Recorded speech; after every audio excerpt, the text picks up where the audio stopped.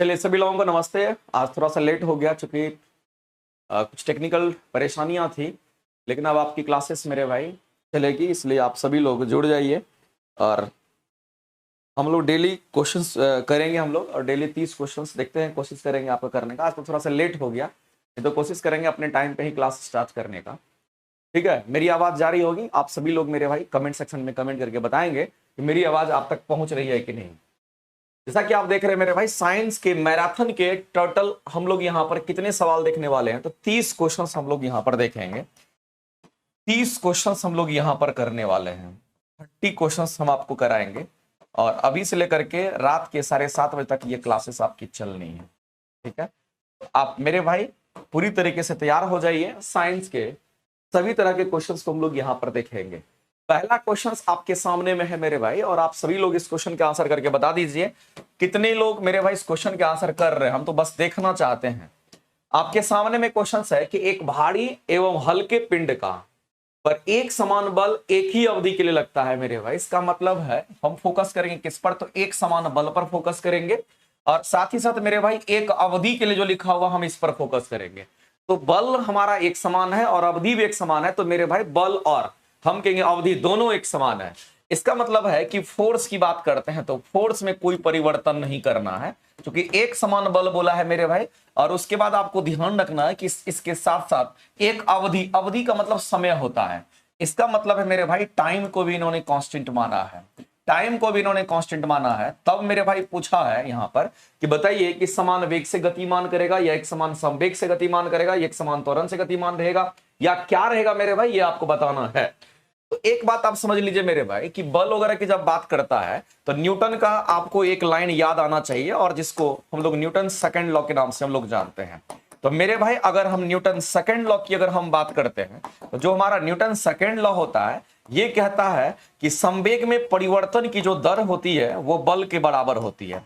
तो संवेग में परिवर्तन की दर, संवेग में परिवर्तन डीपी, दर मतलब टाइम से डिवाइड कर दिए, ये किसके बराबर होता है मेरे भाई, बल के बराबर होता है। और यही जाकर के आगे चल करके मेरे भाई यही चीज हमारा F बराबर ma बनता है। ये बात आपको पता होना चाहिए, लेकिन हम लोगों को इससे अभी कोई मतलब नहीं रखना है। हम लोगों को इस पर फोकस करना है मेरे भाई, क्योंकि टाइम और बल दोनों की बात कर रहा है। तो हम लोग चलेंगे कहां पे, तो हम लोग यहां पर चलेंगे। वैसे इसी से ये हमारा डेवलप होता है, ये बात आपको हमेशा के लिए मेरे भाई पता होना चाहिए। और ये न्यूटन का सेकंड लॉ हमारा होता है।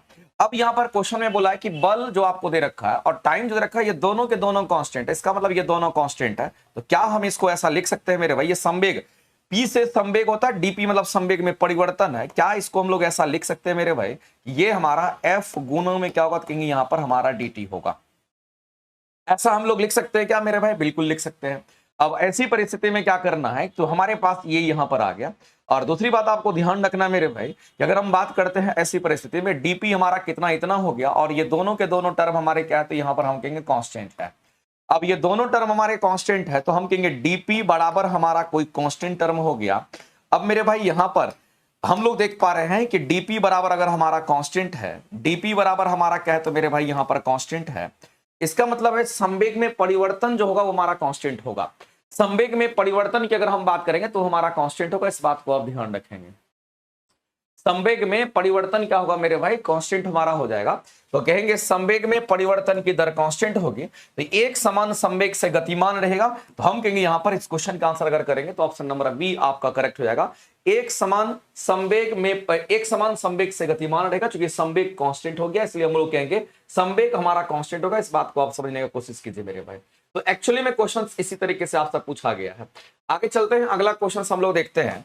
अगर इस क्वेश्चन को अगर हम लोग देखें मेरे भाई, दे रखा है कि सरल लोलक की आवर्तकाल एवं लंबाई के बीच में आपको ग्राफ बताना है। और ये क्वेश्चन मेरे भाई अच्छा क्वेश्चन है, लेकिन इसको जानने से पहले एक चीज आपको समझना पड़ेगा, हम उसकी चर्चा यहां पर कहते हैं मेरे भाई। एक लाइन आपको समझना मेरे भाई, जैसे कि आप स्ट्रेट लाइन का इक्वेशन आप पढ़ते होंगे, मैथमेटिक्स में भी आपको पढ़ना होता है। और स्ट्रेट लाइन का जो इक्वेशन होता है, उस स्ट्रेट लाइन के इक्वेशंस की अगर हम बात करते हैं हमारा क्या होगा, तो हम लोग पढ़ते हैं मेरे भाई कि y बराबर हमारा mx प्लस c होता है।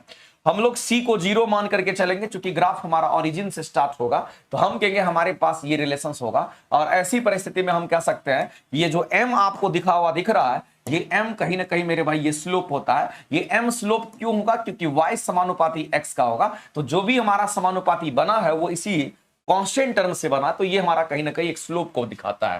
तो एम हमारा क्या तो कहेंगे यहां पर स्लोप होता है। और जब आप वाई और एक्स के बीच में मेरे भाई ग्राफ खींचते हो तो वो ग्राफ आपका कैसा होता है, तो आप कहेंगे सर अगर ये हमारा वाई है और ये अगर हमारा एक्स है, इसके बीच में अगर हम कोई भी ग्राफ अगर ड्रॉ करते हैं, इसके बीच में कोई भी ग्राफ, अब स्ट्रेट लाइन का ग्राफ है तो सीधा रेखा का ही खींचेगा, लेकिन इस ग्राफ का अगर आपसे कोई स्लोप पूछ लेता है कि इस ग्राफ का बता दीजिए कि हमें स्लोप कितना होगा, तो मेरे भाई स्लोप हमारा y बाय एक्स कहेंगे या फिर इसी को dy बाय dx कहेंगे, दोनों हमारा चलेगा। इसी तरीके से आपको मेरे भाई, और ये ग्राफ हमारा लीनियर ग्राफ है, ये कैसा ग्राफ है तो लीनियर ग्राफ है, स्ट्रेट लाइन ग्राफ है।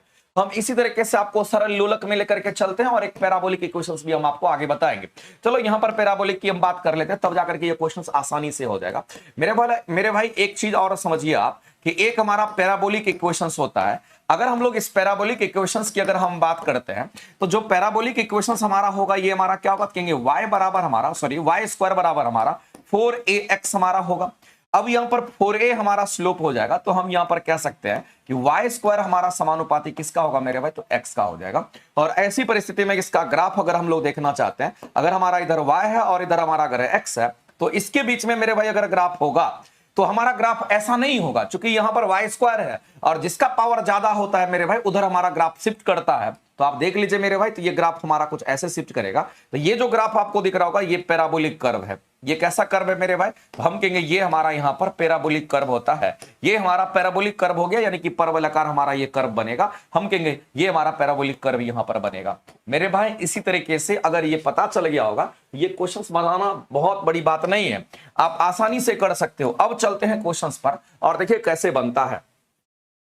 अगर मेरे भाई यहां पर हम सरल लोलक की अगर हम बात करते हैं, हम किसकी बात कर रहे हैं मेरे भाई, सरल लोलक की अगर बात करते हैं, जिसको आप सिंपल पेंडुलम आप कह रहे हो मेरे भाई, सरल लोलक को सिंपल पेंडुलम कहते हैं। अगर ये सरल लोलक के सिंपल पेंडुलम के आवर्तकाल की अगर हम बात करते तो आपको पता होगा कि t इक्वल टू √L/g होता है। जहां पर मेरे भाई हम लोग देखते हैं कि हमारा 2π और हमारा g जो होता है ये हमारा कांस्टेंट टर्म होता है, तो हम यहां से कह सकते हैं मेरे भाई कि अगर हम इसको ऐसा लिखें कि t हमारा समानुपाती क्या होगा, तो √L का होगा। हम मेरे भाई करना चाहते हैं कि जो हमारा रूट है उसको इधर लाएंगे और रूट को हटाना चाह रहे हैं। जब रूट को हटाना चाहेंगे मेरे भाई तो हमारे पास रिलेशन आएगा t² समानुपाती L का। आप मेरे भाई इस इक्वेशंस को देखिए गौर से, और आप इस इक्वेशंस को गौर से देखिए मेरे भाई, आपको पता चल जाएगा कि ग्राफ हमारा कैसा बनना है। तो यहां पर अगर y² x समानुपाती है तो कर्व हमारा पैराबोलिक बन गया मेरे भाई। यहां पर t और l के बीच में ग्राफ है और t² l अगर दे रखा तो साइड सी बात है मेरे भाई, इसी ग्राफ को वो फॉलो करेगा, लेकिन एक्सिस यहां पर बदल जाएगा। और एक्सिस हमारा क्या होगा मेरे भाई, तो एक तरफ हमारा आवर्तकाल होगा और दूसरी तरफ लंबाई होगा, क्योंकि इसके बीच में आपसे पूछा गया है। आवर्तकाल को t से दिखाते हैं, लंबाई को l से दिखाते हैं। और मेरे भाई t² अगर लिखा होगा तो हम कहेंगे ऐसा ग्राफ हमारा शिफ्ट करेगा। और ये कर्व कैसा कहेंगे, ये हमारा पैराबोलिक कर्व होगा। ये कैसा होगा तो याद रखना ये हमारा पैराबोलिक कर्व होगा, इस बात को आप ध्यान रखेंगे। तो ये कैसा हमारा ग्राफ बनेगा मेरे भाई, तो हम कहेंगे परवलयाकार, यानी कि हमारा ऑप्शन नंबर डी यहां पर राइट हो जाएगा। इस क्वेश्चन के आंसर करेंगे ऑप्शन नंबर डी मेरे भाई यहां पर राइट हो जाएगा। आगे चलते हैं, अगले कंटेंट को हम लोग समझते हैं। एक और चीज मेरे भाई हम आपको बताएंगे, और एक और चीज आपके सामने में आता है, कभी भी अगर मेरे भाई ऐसा ग्राफ अगर आपको बोल देगा, देखो ग्राफ का एक्सिस अगर चेंज होता है तो चीज बदल जाता है। अगर यहाँ t नहीं लिख करके हम t² कर देंगे और ये l कर देंगे, तो आप इसी ग्राफ को, मेरा डिक्की से निकालो, मेरा चाबी देख रहा हूं तो कहीं पे है उधर, ये चाबी नहीं है, दरगाह में चाबी देखना कहीं पर होगा यार। अगर यहां पर हम लोग t² और l के बीच में अगर देखते हैं मेरे भाई, तो ये t² हमारा देखो कंप्लीट, इसको मान लेते t² को ये x है और x और l के बीच में समानुपाती का रिलेशन होगा, तब मेरे भाई ये जो ग्राफ हमारा बनेगा, तब इस ग्राफ की अगर हम बात करते हैं, अगर t² l है तो इस ग्राफ को हम कहेंगे ये स्ट्रेट लाइन कर्व देगा। ये कैसा कर्व देगा मेरे भाई, तो ये स्ट्रेट लाइन होगा। तो दो तरह का ग्राफ क्वेश्चन पूछ सकता है और पूछता भी है। यहां सिर्फ हमारा t है, यहां t² है, यहां मेरे भाई t और l के बीच में तो पैराबोलिक होगा, लेकिन यहां पर t² और l के बीच में तो हमारा स्ट्रेट लाइन ग्राफ होगा। इस बात को आप ध्यान रखेंगे। तो मेरे भाई यहां t और l में पूछा गया था, क्योंकि आवर्तकाल t है और लंबाई l है, उसमें पूछा गया था, तो आंसर हमारे यहां पर हो जाएंगे। तो आप परवलयाकार इस क्वेश्चन के आप आंसर करोगे, इसलिए मुझे इतना बताना पड़ा। मेरे भाई इस क्वेश्चन के आंसर आप सभी लोग करके बताइए कि ग्लूकोज की अगर हम बात करते हैं, और ग्लूकोज का क्या कर दिया गया मेरे भाई, तो यहां पर किण्वन कर दिया गया, फर्मेंटेशन कर दिया। तो मेरे भाई एक बात आपको समझना पड़ेगा, और इस बात को आप समझिए, आपके तरह एक से एक क्वेश्चन आएगा मेरे भाई। किण्वन की अगर हम बात करते हैं, जिसको हम लोग फर्मेंटेशन कहते हैं, किण्वन को हम लोग क्या कहेंगे, तो फर्मेंटेशन कहते हैं। और किण्वन क्या है मेरे भाई, तो एक लाइन में आप जान लीजिए, शराब बनाने की जो विधि होती है, शराब बनाने की जो विधि होती है, शराब बनाने की जो विधि होती है उसी को हम लोग किण्वन कहते हैं। और हम सभी लोग से कहना चाहते हैं, ये डेली क्लासेस मेरे भाई आपकी लाइव होगी 6:15 पे हम लाइव आएंगे और 7:30 बजे तक की क्लासेस आपकी चलेगी डेली यूट्यूब के माध्यम से। 30 क्वेश्चन हम लगातार आपको कराएंगे। देखते हैं मेरे भाई ये कहां तक आपके लिए सही साबित होता है। तो फर्मेंटेशन एक शराब बनाने की विधि होती है और याद रखना इसमें हम लोग खमीर का इस्तेमाल करते हैं, ईस्ट का इस्तेमाल करते हैं। और याद रखना मेरे भाई ये जो ईस्ट होता है, ये जो हमारा खमीर होता है, ये एक प्रकार का हमारा कवक माना जाता है। ये क्या है, तो कहेंगे यहां पर कवक होता है। अब इसमें क्या होगा मेरे भाई, तो यहां पर ग्लूकोज का अपघटन कराना पड़ेगा और ये ग्लूकोज हमारा होता है। और ग्लूकोज कहने का मतलब C6H12O6 की हम बात कर रहे हैं। यहां पर हम कहेंगे ग्लूकोज की अगर बात करेंगे मेरे भाई, तो कार्बन के यहां पर 6 और C6H12 और O6 हमारा होगा।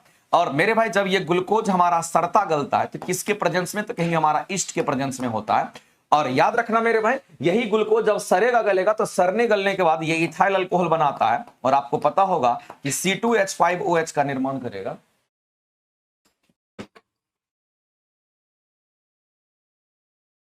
कुछ उनकी सिर्फ चाबी कहां पे, उधर जाओ, मैं एक ऑप्शन। अगर C2H5OH की हम बात करते हैं और साथ ही साथ मेरे भाई यहां से कार्बन डाइऑक्साइड गैस हमारा रिलीज करेगा। अब मामला यह है मेरे भाई, 4 कार्बन यहां है, यहां 6 कार्बन है, तो 2 से यहां भी मल्टीप्लाई करना पड़ेगा। लेकिन आपको ध्यान रखना मेरे भाई, आप कई बार पढ़ चुके होंगे, इसी को हम लोग इथाइल अल्कोहल कहते हैं। ये हमारा क्या होगा, तो कहेंगे इसको हम लोग यहां पर इथाइल अल्कोहल कहते हैं। ये बात आपको ध्यान रखना है। और इसी को हम लोग इथेनॉल कहते हैं। इथाइल अल्कोहल को ही हम क्या कहेंगे, तो इसी को हम लोग इथेनॉल कहते हैं। इस बात को आप ध्यान रखेंगे। लेकिन ये जो कुछ भी प्रोसेस हमारा हो रहा है, याद रखना मेरे भाई अवायवीय होता है। ये कैसा होता है, कहेंगे ये हमारा अवायवीय शोषण हमारा होता है। इस बात को आप ध्यान रखेंगे। अवायवीय होता है, बिना ऑक्सीजन के प्रेजेंस में ये सारी क्रियाएं होती है। तो हमें जो उत्पाद मिलेगा ये दोनों चीज मिलेगा मेरे भाई। इसलिए हम कहेंगे ऑप्शन नंबर डी हमारा कहीं ना कहीं राइट हो जाएगा। जिसमें भी ग्लूकोज होगा उनको हम लोग यही काम करेंगे। आगे मेरे भाई इस क्वेश्चन के आंसर आप सभी लोग करके बता दीजिए। देखते हैं कितने लोग आंसर करते हैं धीरे धीरे करके। आज का लेवल कुछ ऐसा है, कल के क्वेश्चंस का लेवल कुछ और रहेगा मेरे भाई। हम धीरे धीरे क्वेश्चन के लेवल में परिवर्तन करते रहेंगे, लेकिन आप सभी लोगों को यहां से मेरे भाई सीखना है और समझना है।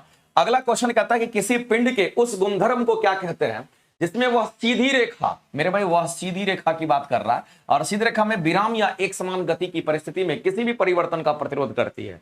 अब कह रहा है मेरे भाई सीधी रेखा में हमारा है और साथ ही साथ विराम या एक समान, विराम या फिर एक समान गति की बात करता है कि इसके स्थिति में किसी भी परिवर्तन का विरोध करती है। अगर विराम में है तो आपको गति में लाना चाह रहा है, और अगर आप गति में है तो आपको विराम में लाना चाह रहा है मेरे भाई। तो ये कहीं ना कहीं इनर्शिया का कंसेप्ट होता है। इसी को हम लोग इनर्शिया कहते हैं और उसी के कारण झटका लोगों को लगता है। तो एक बात समझ लीजिए मेरे भाई, जब कभी भी दे रखा तो हम कहेंगे इस क्वेश्चन का आंसर करेंगे ऑप्शन नंबर बी। और ये जो डेफिनेशन आपको लिखा हुआ मेरे भाई, ये आपका न्यूटन फर्स्ट लॉ का है। और न्यूटन के पहले नियम को हम लोग जड़त्व का नियम कहते हैं। एक लाइन में आप जान लीजिए इनर्शिया हमारा यही होता है।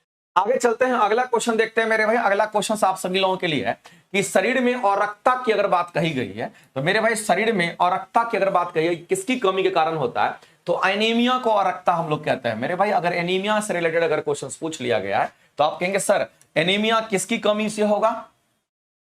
तो आपको ध्यान रखना मेरे भाई, एनीमिया अगर किसी कमी से होता है तो हमारा आयरन की कमी से होता है। किसी कमी से, तो आयरन की कमी से एनीमिया होता है। और आपको ध्यान रखना कि एनीमिया होने का क्या क्या यहां पर एनीमिया कहां कहां हो सकता है, एक लाइन में जान लीजिए। अगर मेरे भाई किसी को एनीमिया होता है तो ये कैसे कैसे हो सकता है। सबसे पहला क्वेश्चन तो आपको ये पूछेगा कि हीमोग्लोबिन की कमी से होता है। किससे पूछेगा मेरे भाई, तो अगर हम हीमोग्लोबिन की कमी कह दिए तो इससे होगा। या फिर मेरे भाई क्वेश्चन आपसे ये भी पूछ सकता है कि आरबीसी की कमी, अगर हीमोग्लोबिन नहीं होगा तो कहेंगे आरबीसी की कमी कह देगा।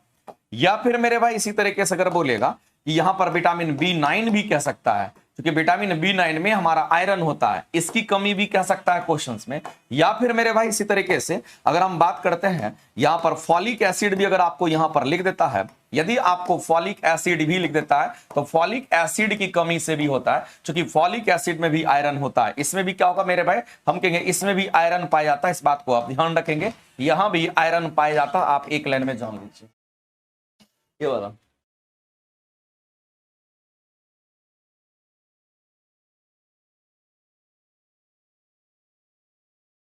नहीं, उसका यूज नहीं होता है फिर बाद में यहां से। हेडिंग हेडिंग ये है तो हेडिंग को बोल्ड कर देना जहां जहां हेडिंग मिलेगा, ठीक। तो ये हमारा एनीमिया होता है, इस बात को आप ध्यान रखेंगे मेरे से, उसी में वर्ड फाइल में कीजिएगा, ठीक है। तो ये हीमोग्लोबिन, ये इन सभी की कमी से मेरे भाई एनीमिया होता है। एक लाइन में आप जान लीजिए, क्वेश्चन कई बार ये पूछा गया है, इसलिए मैंने आपको यहां पर बता दिया मेरे भाई, ध्यान रखेंगे। अगर मेरे भाई अगर हम कैल्शियम वगैरह की कमी की बात करते हैं तो हमारे बॉडी में अगर कैल्शियम वगैरह की कमी होती है तो हमारा हड्डी कमजोर होता है। और आयोडीन की अगर हम बात करते हैं मेरे भाई, इस आयोडीन की कमी से क्या होता है, तो आपको पता होना चाहिए कि आयोडीन की अगर किसी को कमी हो जाती है तो याद रखना मेरे भाई, इसी को घेघा रोग बोलते हैं। कैसा रोग होगा, तो कहेंगे यहां पर घेघा रोग होगा। और इस घेघा रोग को आप क्या कहते हैं, तो इसी को आप यहां पर ग्वाइट्री कहते हैं, इसी को आप ग्वाइट्री कहते हैं, इस बात को ध्यान रखेंगे। और दूसरी बात ध्यान रखना मेरे भाई, अगर हम घेघा रोग की अगर बात करते हैं तो हम लोग ग्वाइट्री कहते हैं। याद रखना मेरे भाई, थायरोक्सिन की कमी से भी होता है। तो आपको ध्यान रखना है कि थायराइड ग्लैंड के बारे में आपने सुना होगा मेरे भाई, यहां पर आप थायराइड ग्लैंड के बारे में आपने सुना होगा। तो जो थायराइड ग्लैंड हमारा होता है, अगर इस थायराइड ग्लैंड की अगर हम बात करते हैं, इसी से थायरोक्सिन हार्मोन निकलता है। इसी से क्या निकलेगा मेरे भाई, तो इसी से थायरोक्सिन हार्मोन का सिक्रेशंस होता है। और ये जो हमारा थायरोक्सिन हार्मोन हमारा होता है मेरे भाई, ये किससे बनता है, तो याद रखना ये आयोडीन से बनता है। ये किससे बनता है, तो ये आयोडीन से बनता है, ये आयोडीन से बनता है, इस बात को आप ध्यान रखेंगे। दूसरी बात ध्यान रखना मेरे भाई, अगर इस आयोडीन की अगर हम बात करते हैं तो ये हमारा सॉलिड होता है। ये हमारा किस फॉर्म में होता है, तो मेरे भाई यहां पर सॉलिड होता है और ये अधातु है। और दूसरी बात ध्यान रखना मेरे भाई कि अधातु जनरली हमारा क्या होता है, कहेंगे चमकीला नहीं होता है। अधातु जनरली हमारा चमकीला नहीं होता है, लेकिन मेरे भाई आयोडीन एक्सेप्शन है, लेकिन ये अधातु होते हुए भी चमकीला होता है। तो आपको ध्यान रखना है कि ये हमारा चमकीला होता है।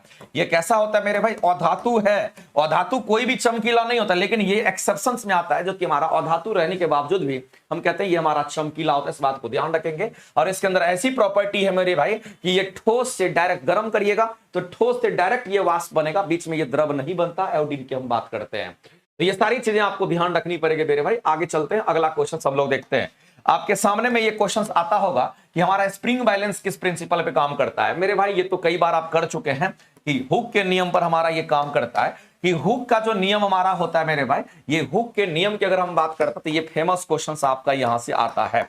और मेरा मानिए मेरे भाई, ये हुक्स लॉ के क्वेश्चंस आपके सामने आ सकता है। और हुक्स लॉ जिस सिद्धांत पे हमारा काम करता है, या फिर हम ये कह सकते हैं मेरे भाई, हुक्स की अगर हम बात करते हैं तो इसका स्टेटमेंट क्या है मेरे भाई, तो आपको ध्यान रखना है हुक्स लॉ का जो स्टेटमेंट होता है, इनके जो स्टेटमेंट होते हैं वो क्या होते हैं, तो याद रखना मेरे भाई, इनका स्टेटमेंट ही होता है कि प्रतिबल की अगर हम बात करते हैं, ये समानुपाती विकृति का होता है। प्रतिबल समानुपाती विकृति का होता है, ये इनका रिलेशंस है। लेकिन प्रतिबल समानुपाती विकृति कहां तक मेरे भाई, तो याद रखना ये अप टू इलास्टिक लिमिट तक होता है। ये कहां तक होगा, तो अप टू इलास्टिक लिमिट की अगर हम बात करते हैं तो यहीं तक होगा। और इसी को हम लोग प्रत्यास्था सीमा कहते हैं।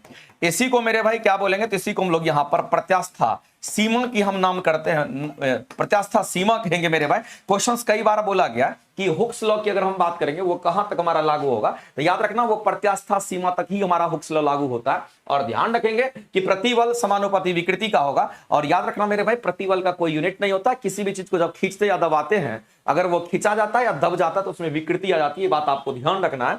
और इसी हुक्स लॉ के प्रिंसिपल पर हमारा हम कहेंगे स्प्रिंग बैलेंस की अगर हम बात करते हैं मेरे भाई, तो ये जो स्प्रिंग बैलेंस की अगर हम बात कर रहे हैं तो आपको ध्यान रखना मेरे भाई कि ये जो हमारा स्प्रिंग बैलेंस होता है, याद रखना ये भार मापने के लिए होता है। ये किसके लिए होगा, तो आपको ध्यान रखना मेरे भाई, भार मापने के लिए इस्तेमाल होता है। और याद रखना स्प्रिंग बैलेंस भी हमारा हुक्स लॉ पर ही आधारित होता है। इसलिए इस क्वेश्चन का आंसर करेंगे ऑप्शन नंबर हमारा यहां पर बी करेक्ट हो जाएगा। अगर मेरे भाई हम आपसे कहना चाहते हैं कि यहां पर हमारे सामने बर्नौली की बात हो गई है, तो आपको ध्यान रखना है कि बर्नौली की बात करते हैं, ये कंजर्वेशन ऑफ एनर्जी पर आधारित होता है। ये ऊर्जा संरक्षण के सिद्धांत पे काम करता है।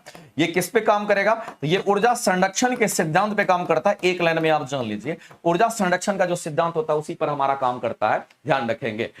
आगे बढ़ते हैं मेरे भाई, अगला क्वेश्चन हम लोग देखते हैं। हमारे सामने एक बायोलॉजी का भी क्वेश्चन हमारे सामने है मेरे भाई, और बोला गया यहां पर हम लैंगिक प्रजनन की बात करते हैं। तो मेरे भाई जब कभी भी लैंगिक प्रजनन की बात करता है तो इसका मतलब है कि ये आपको सेक्सुअल रिप्रोडक्शंस की आपसे बात कर रहा है। आपसे किसकी बात कर रहा है, तो सेक्सुअल रिप्रोडक्शंस की बात कर रहा है। जाहिर सी बात है कि इसमें मेल और फीमेल दोनों शामिल होंगे। इसमें मेल भी शामिल होंगे और साथ ही साथ मेरे भाई ये फीमेल भी शामिल होंगे। तो यहां पर सेक्सुअल प्रोडक्शन में याद रखेंगे भिन्नताएं बहुत अधिक आती है। तो मेरे भाई इससे क्या आती है, तो कहेंगे यहां पर अगर हम भिन्नताएं की अगर हम बात करते हैं, यहां पर मेरे भाई अगर हम भिन्नताएं की अगर बात करते हैं तो भिन्नताएं अधिकतम होती है। इस बात को आप ध्यान रखेंगे कि यहां पर भिन्नताएं कैसी होती है, यहां पर अधिकतम होती है। आप एक लाइन में इस चीज को आप ध्यान रख सकते हैं। लेकिन ध्यान रखना मेरे भाई कि जब कभी भी सेक्सुअल रिलेशनशिप हमारा सब सेक्सुअल रिप्रोडक्शन हमारा होता है, इसमें मेल और फीमेल दोनों पार्टिसिपेट करते हैं। तो बताइए मेरे भाई कि मेल और फीमेल हमारे होंगे, दोनों विपरीत लिंग है, ये मेल और ये फीमेल दोनों विपरीत लिंग है, लेकिन दो जनक होंगे मेरे भाई, दो जनक कहने दो पेरेंट्स यानी बात कर सकते हैं। तो दो जनक होगा, विपरीत लिंग होगा। इस क्वेश्चन का आंसर करेंगे ऑप्शन नंबर बी, यहां पर करेक्ट हो जाएंगे। और इसी मेल और फीमेल की बात करते हैं, इससे जो बच्चे होंगे मेरे भाई, इनका 50% कैरेक्टर और इनका 50% कैरेक्टर, दोनों का आधा आधा कैरेक्टर बच्चे में चला जाता है मेरे भाई, इसको भी आप ध्यान रखेंगे। और अगर हम लोग एसेक्सुअल रिप्रोडक्शन की बात करें, इसको अलैंगिक प्रजनन कहते हैं मेरे भाई, तो उसमें भिन्नताएं बहुत कम आती, नहीं आती है, एक समान आपको बच्चे भी वैसे ही होंगे। तो यहां पर ध्यान रखना। अगला क्वेश्चन आपके सामने है कि एक कार 5 सेकंड में, एक कार 5 सेकंड में 1 मीटर पर सेकंड स्क्वायर के, यहां पर सेकंड स्क्वायर का 1 मीटर पर सेकंड स्क्वायर के एक समान त्वरण से चल करके 5 मीटर पर सेकंड से 10 मीटर पर सेकंड, मेरे भाई यहां पर सेकंड का इनवर्स छोड़ दिया गया, यहां पर भी सेकंड का इनवर्स छोड़ दिया गया, गति से चल रही है, तो इस कार के द्वारा तय की गई दूरी क्या होगी? मेरे भाई एक बात मैं आपको एक बार फिर से मैं रिपीट कर देना चाहता हूं कि जब भी आपके सामने में एक क्वेश्चन आता है, जब कभी भी आपसे बोलेगा कि उसकी गति को बढ़ा दिया गया, अगर उसके गति के बढ़ाने की अगर बात करता है, यानी कि इतनी गति से अगर इतना गति हो गया है, तो मेरे भाई जाहिर सी बात है गति में अंतर आपको दे रखा है।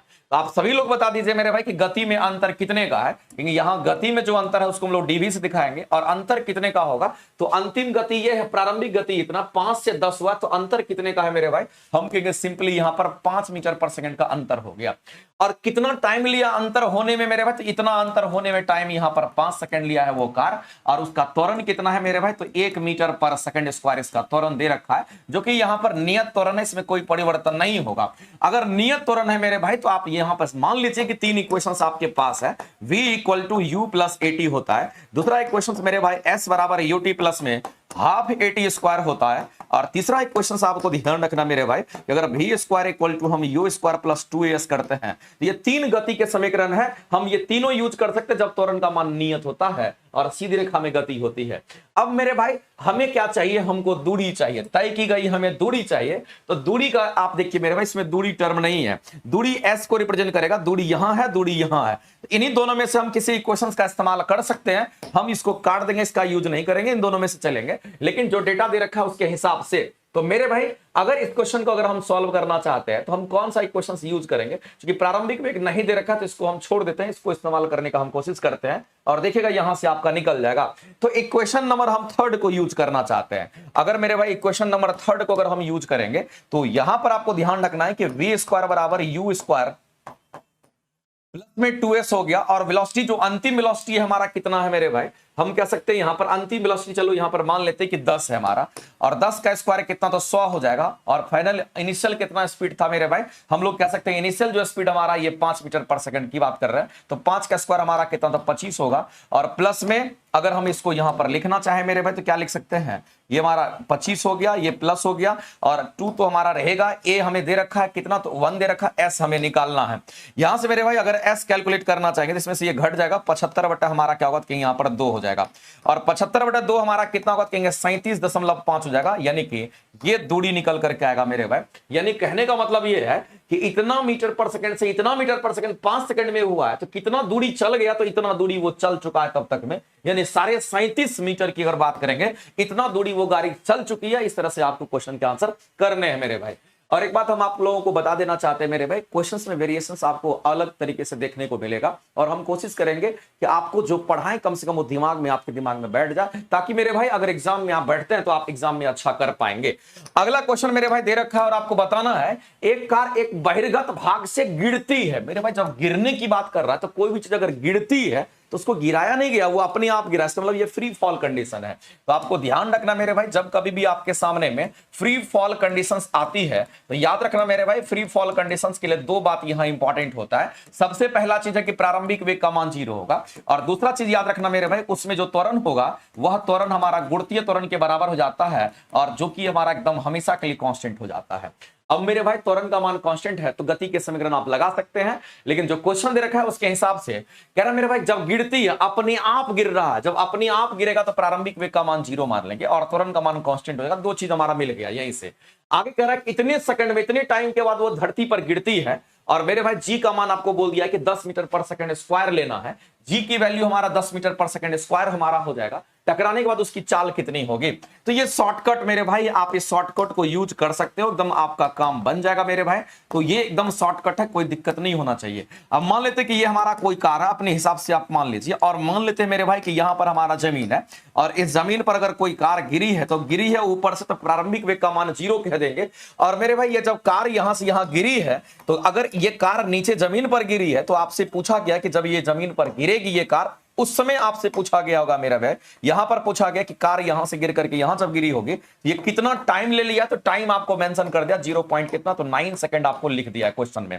और यहां से जब यहां गिरी होगी तो इस समय मेरे भाई टकराने से जस्ट पहले आपको पता होगा कि मैक्सिमम वेलोसिटी होगा, और यही वेलोसिटी आपसे पूछा गया है क्वेश्चन में। क्योंकि भूमि पर टकराने के दौरान बोला गया जिसमें वो टक्कर मारेगा उससे जस्ट थोड़ा सा पहले मेरे भाई इतनी वेलोसिटी मैक्सिमम होगी, वो कितनी होगी डायरेक्ट मेरे भाई फॉर्मूला है, आप इसका यूज कीजिए, आपके क्वेश्चंस बन जाएंगे। लेकिन ये फॉर्मूला तभी आपका काम करेगा मेरे भाई जब u का मान 0 होगा, तो हम डायरेक्ट वेलोसिटी मैक्सिमम का फॉर्मूला यूज कर सकते हैं, 2√2gh हमारा लगेगा, दूसरा कुछ नहीं लगेगा, ये बस लगाइए काम आपका बन जाएगा। शॉर्टकट मेरे भाई फॉर्मूला से ही आता है, इसलिए ये कहीं ना कहीं फॉर्मूला से ही डिराइव होकर के आया, इसलिए परेशान होना नहीं है। लेकिन कितनी वेलोसिटी होगी तो कहेंगे इतना ही होगा, अगर u का मान 0 तो यहां पहुंचने में इतना ही हमारा लगेगा। तो मेरे भाई हाइट तो नहीं दे रखा है, यहां हाइट तो नहीं देगा, हम इस फार्मूला को यूज नहीं कर पाएंगे। दूसरी बात आपको समझना है मेरे भाई, अगर u का मान 0 है तो ऊपर से नीचे जब हमारा ग्रेविटी मोशन कर रहा है तो हम कहेंगे यहां पर v बराबर u प्लस gt वाला फार्मूला तब यूज करना पड़ेगा।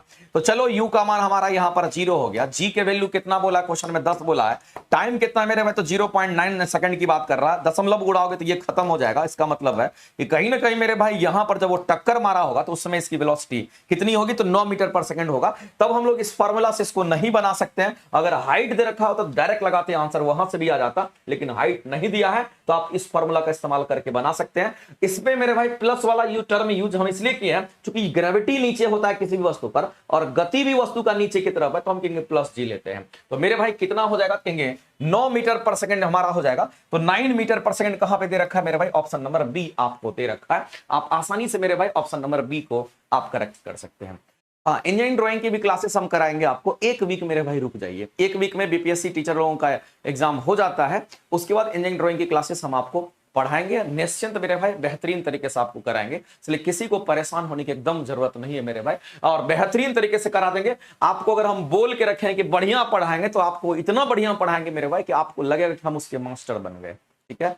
इसलिए आप निश्चिंत रहिए, उसके लिए मेरे भाई बेफिक्र रहिए, हम जो बोले हैं वो हम आपको करके भी देंगे, और जितना कहते हैं उतना हम श्योर करने का कोशिश करेंगे मेरे भाई, इसलिए आप उस चीज के लिए निश्चिंत रहिए। और अभिजीत यादव जी परेशान एकदम नहीं होना है, अब आपके सामने हम आ चुके हैं और डेली आपकी क्लासेस मेरे भाई 6:15 बजे हम लाइव आएंगे और बेहतरीन तरीके से हम आपके साइंस को सेशन को देंगे कर करके, और ये यूट्यूब के माध्यम से मेरे भाई आपको ये फ्री ऑफ कॉस्ट ये क्लासेस मिलती रहेगी। और हम चाहेंगे कि आप इस क्लास का फायदा लेकर के आप अपने साइंस के पेपर को मजबूत कर लीजिए, क्योंकि क्वेश्चंस आपके इसमें जो भी होंगे अच्छे क्वेश्चंस होंगे, ठीक है। तो मेरे भाई आगे चलते हैं, और अगला राजधानी बैच में जो क्लासेस है मेरे भाई, आपको देखिएगा राजधानी बैच में मैंने उसमें पूरा का पूरा एनसीईआरटी को मैंने उसमें पढ़ा रखा है, तो आप उस एनसीईआरटी को कवर कीजिए, ठीक है। आगे हम लोग बढ़ते हैं, इस क्वेश्चन को हम लोग देखते हैं। अगला क्वेश्चन मेरे भाई दे रखा है कि 5.6 लीटर हमारा यहां पर क्या है, तो लीटर में तो हम वॉल्यूम कह सकते हैं, कोई ना कोई द्रव पदार्थ होगा, क्योंकि लीटर में किसी द्रव पदार्थ को ही मापते हैं। अब कह रहा है एक परमाणुविक गैस यानी की बात कर रहा है, परमाणुविक गैस कहने का मतलब होता है जो एक परमाणु से बना हुआ है, जैसे कि हीनी, अर्क, जीरन, 18वें ग्रुप के जितने भी आपके एलिमेंट है वो सब गैसियस एलिमेंट होते हैं, और सभी के सभी हमारे परमाणुविक गैस होते हैं। मोनो एटॉमिक गैस हमारा होता है क्योंकि एक ही परमाणु को वो बना हुआ है। अब यहां पर मेरे भाई यहां पर देखते हैं, सर सही में सबका क्वेश्चन डिफरेंट रहेगा, हाँ ऐसा तो सुनने में आ रहा है। अब देखिए क्या होता है वो तो आपको पता चल जाएगा, क्योंकि ये बातें चल रही है। तो मेरे भाई इसमें डरना नहीं है, उससे क्या फर्क पड़ता है, आपको अपना काम करके ना, आपकी तैयारी अगर अच्छी है तो क्वेश्चन कैसा भी आएगा तो आप बना करके श्योर आओगे, तो डरना वरना नहीं है, अब जो होने का होगा देखा जाएगा। अब देखते हैं 5.6 लीटर एक परमाणु गैस एसटीपी पर कितने परमाणु धारण करता है। तो मेरे भाई एक बात याद रखना, अगर हम एसटीपी की बात करते हैं, इसको स्टैंडर्ड टेम्परेचर प्रेशर कहते हैं, या फिर मेरे भाई एनटीपी की अगर हम बात करते हैं, जिसको नॉर्मल टेम्परेचर प्रेशर कहते हैं, याद रखना इस पर, यानी कि standard temperature pressure normal temperature pressure पर, याद रखना मेरे भाई, एक मोल जो गैस का आयतन होता है, एक मोल गैस का जो आयतन होता है मेरे भाई वो कितना होता है, कहेंगे एक मोल गैस का आयतन जो हमारा होता है वो 22 दशमलव कितना होगा मेरे भाई, तो 4 लीटर होता है। एक दशमलव कितना, तो कहेंगे एक दशमलव कितना हो जाएगा मेरे भाई, तो कहेंगे यहां पर ये 22.4 लीटर के बराबर हमारा होता है। कितना होगा, तो कहेंगे 22.4 लीटर के बराबर होता है।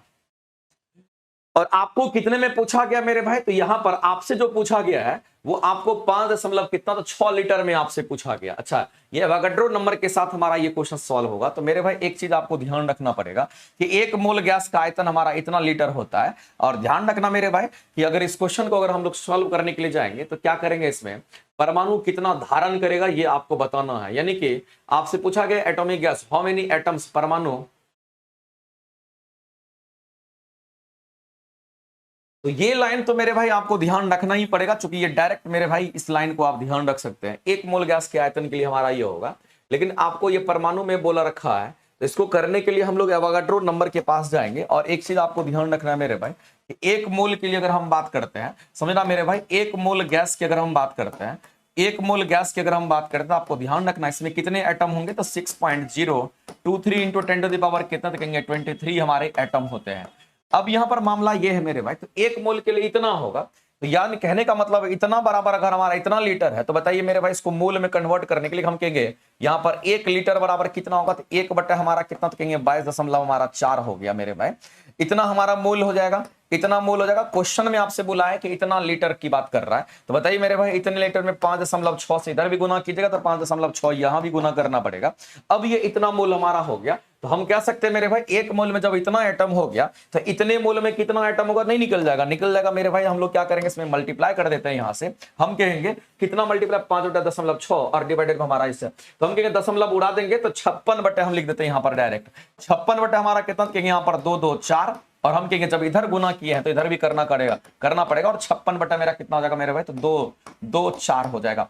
इसको अगर सिंप्लीफाई करते हैं मेरे भाई तो कितना आ रहा है, एक बार चेक कर लेते हैं। इसको सिंप्लीफाई करने के बाद ये डेटा देख लेते हैं मेरे भाई, क्या आएगा पता चल जाएगा कि इसमें इसके आंसर्स क्या होंगे।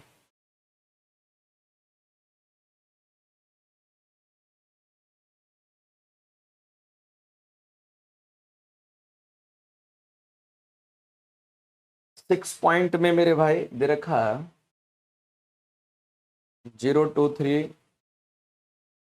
इंटू में 56 डिवाइडेड बाय, इसको कर देंगे 2 2 4, 1.5 आ रहा है मेरे भाई। यानी कहने का मतलब ये फाइनली आपका कितना आ जाएगा, तो यहाँ पर 1.5 गुना में 10 के पावर कितना, तो 23 एटम हमारे हो जाएंगे।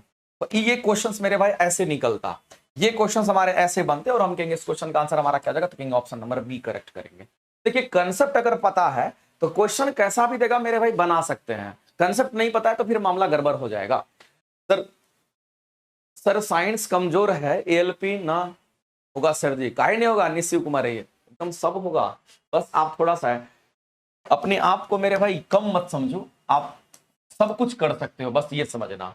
निम्न जानवर में से किसकी अपेक्षाकृत मेरे भाई लंबी आंत होती है। देखो लंबी आंत होने का मतलब है कि जितने भी शाकाहारी जीव होते हैं, याद रखना मेरे भाई, शाकाहारी जीव की अगर हम बात करते हैं, किसकी बात करते हैं, यहां पर हम शाकाहारी जीव की बात करते हैं, तो याद रखना शाकाहारी जीव की लंबी आंत होती है। शाकाहारी जीव की लंबी आंत क्यों होती है, क्योंकि मेरे भाई शाकाहारी जीव क्या खाते हैं, घास फूस खाते हैं।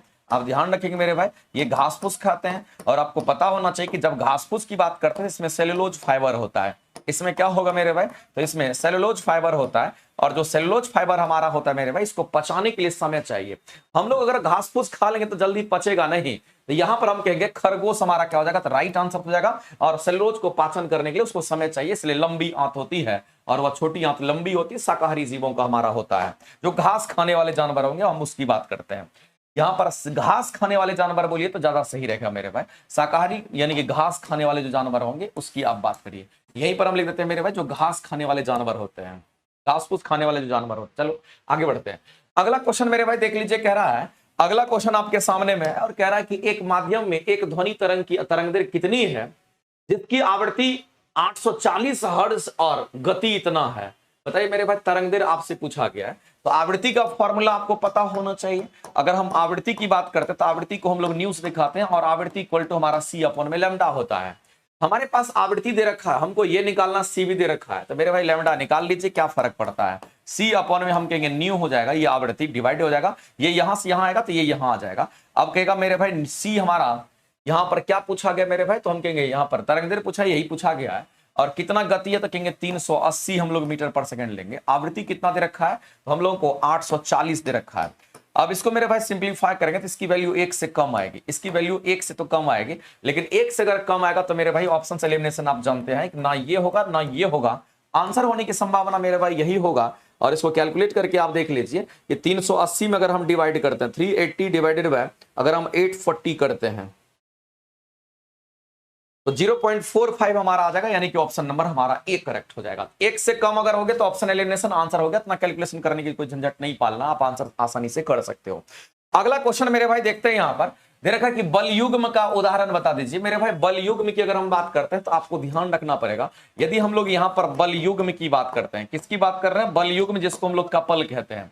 आपको ध्यान रखना मेरे भाई, बल युग्म जिसको हम लोग यहां पर कपल कह रहे हैं, अगर कपल की बात करते हैं तो आपको याद रखना मेरे भाई कि इसमें 2 फोर्स का जोड़ा होता है, 2 बल का जोड़ा होगा। कितने बल का जोड़ा होगा मेरे भाई, तो इसमें बल युग्म मतलब बल का जोड़ा, कितने बल का, तो कहेंगे कम से कम 2 बल का जोड़ा, 2 बल का इसमें जोड़ा होगा। लेकिन मेरे भाई इस बात को आप ध्यान रखेंगे कि जो 2 बल का यहां पर जोड़ा होगा वो दोनों बल के, हम कहेंगे दोनों बल की अगर बात करते हैं मेरे भाई, दोनों बल का परिमाण समान होगा लेकिन दोनों की दिशा विपरीत होगी। इस बात को आप ध्यान रखेंगे मेरे भाई, जो 2 बल हमारे होंगे इनके परिमाण को समान रखना पड़ेगा, इनके परिमाण जो होंगे मेरे भाई ये समान होंगे, परिमाण समान होगा। और जो 2 बल होंगे मेरे भाई इनकी दिशा कैसी होगी, इनकी दिशा कैसी होगी मेरे भाई, विपरीत होगी। सिर्फ इतना से काम नहीं चलेगा, बल युग्म होने के लिए मेरे भाई यह होता क्या है, तो एक ही लाइन पर यह फोर्स हमारा होना चाहिए। जैसे कि आप कार स्टीयरिंग की अगर आप बात करते हैं मेरे भाई, आप कार चलाते होंगे तो जो कार का स्टीयरिंग हमारा होता है मेरे भाई, आप देखते होंगे कि जनरली कार का जो स्टीयरिंग होता है हमारा ऐसा सर्कुलर होता है, और कार के स्टीयरिंग आप देखते होंगे मेरे भाई ऐसा सर्कुलर हमारा होता है। कार का जो स्टीयरिंग होता है हमारा कैसा होगा मेरे भाई, तो हम कहेंगे यहां पर हमारा ये कार का स्टीयरिंग मान लेते हैं कि हमारा ये सर्कुलर होता है, समझेंगे मेरे भाई। चलो नहीं दिख रहा है, हम दूसरा ले लेते हैं मेरे भाई, क्या फर्क पड़ता है। यहाँ कार के स्टीयरिंग की अगर हम बात आ गई है मेरे भाई, तो हम यहाँ पर कार का स्टीयरिंग हम यहाँ पर बनाना, अरे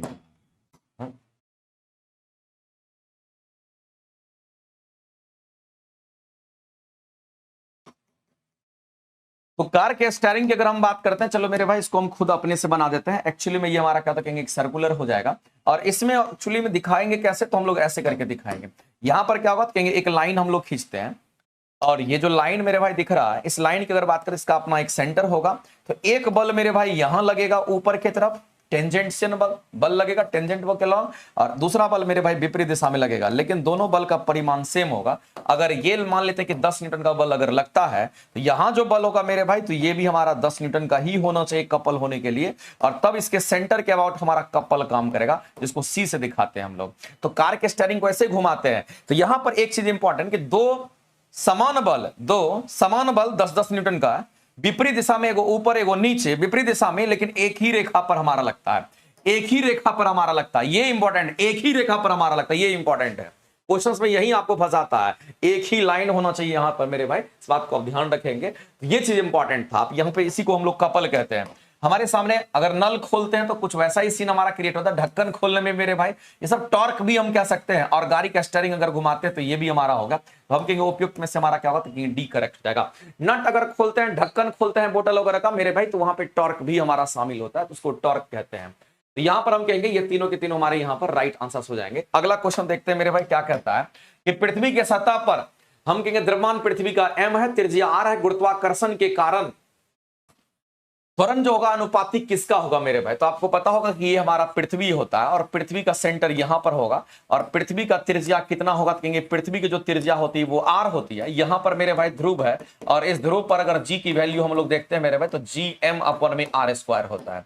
और यही चीज आपसे पूछा भी गया, इसमें पूछना क्या है, तो मेरे भाई आप यहां पर डायरेक्ट कहोगे कि हमारा पृथ्वी की सतह होती है, जहां पर हम रिलेशन देख रहे हैं कैपिटल जी हमारा कांस्टेंट होगा। और मेरे भाई जब कैपिटल जी हमारा यूनिवर्सल कांस्टेंट होता है तो यहां से हम कह सकते हैं ये टर्म अगर मेरे भाई यहां पर कंप्लीट रूप से अगर कांस्टेंट है तो हम यहां पर कह सकते हैं कि जू का यहां पर स्मॉल जी का जो रिलेशन होगा हमारा क्या होगा, समानुपाती m अपॉन में हमारा आर स्क्वायर का हो जाएगा। यानी कहने का मतलब है कि जो हमारा त्वरण होगा मेरे भाई वो समानुपाती किसका होगा, अनुपाती मतलब समानुपाती किसका, तो m बाय आर स्क्वायर का होगा। आंसर करेंगे ऑप्शन नंबर ए आपके करेक्ट हो जाएंगे। और इसी g की हम बात कर रहे हैं मेरे भाई, ये जरूर याद रखिएगा जी m अपॉन में आर स्क्वायर जो हमारा होता है इसी की वैल्यू 9.8 मीटर पर सेकंड स्क्वायर होता है। ये लाइन आपको एकदम याद रखना है मेरे भाई।